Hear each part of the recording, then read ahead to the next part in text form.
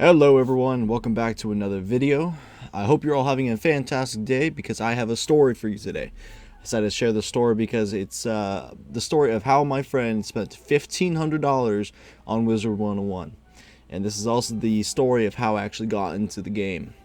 Before we actually get managed how he spent around $1,500, and trust me, this wasn't his money that he was spending. I need to give you a little bit of backstory. So it starts in the summer of 2011. It's the age of where all your friends were always playing Black Ops Zombies, and people were so hyped for Skyrim to come out, or at least I was. Or that's how I remember it. It was the good life. It was the good old days. I was in middle school at the time. So he tried to get me to create an account. He's showing me this game. He's like, oh, I've seen the TV commercials, but I was like, man, this is just some kid's game. I'm an 11-year-old who plays Black Ops. I'm not gonna go play some kiddie game that I see on Disney Channel or whatever. But with some convincing, he ends up he convinced me to create the account. And as I'm going through the character creation, I choose the coolest name ever, Logan Darkshade. Best name ever. Oh man, that was so cool. Then I get to the quiz. I do the quiz, and I get death. And I was like, oh, that's pretty cool, because I'm an edgy 11-year-old in the early 2010s. All the emo phases, whatnot. But we were both on very bad laptops. So while he's watching me do all of this, he actually tricked me into going life because he said it was the most powerful class. I was like, I believed him, but now realizing later, he just wanted a healer.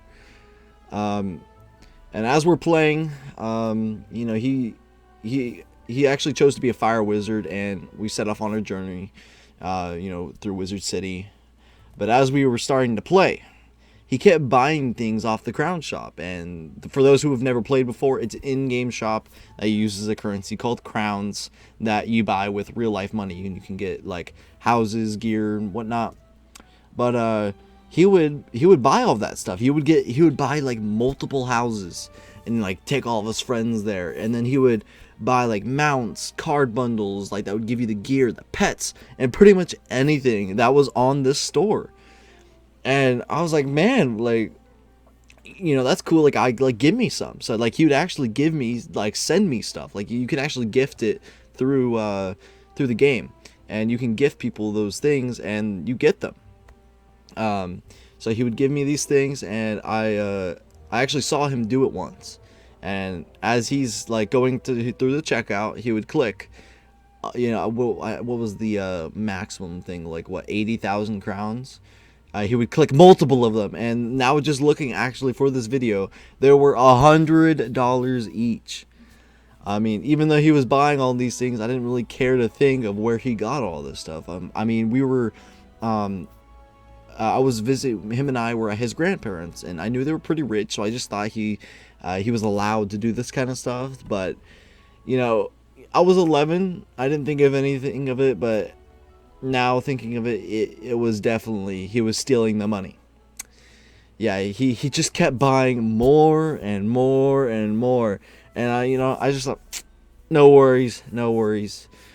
We played through Wizard101 through the entire summer like that, and it was actually quite a lot of fun because he would buy me all this stuff, and we had a really good time. And when I got home, started school, my mom came up to me and asked if I knew of him stealing money, and I was really confused because I didn't think of it as stealing money. I thought he was allowed to do that kind of stuff. And he was actually stealing so much money. The police became involved because his grandparents actually did not know who was taking the money. And well, all I know from that point on, that his King's Isle, his Wizard101 account was banned, and I'm pretty sure they didn't refund any of the money.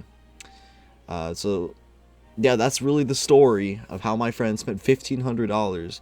I've actually never really talked to him much about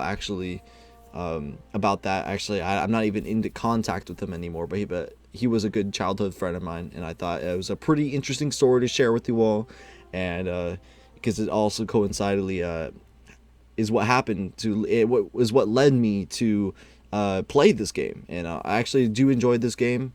If you guys do enjoy this kind of type of commentary, be sure to let me know.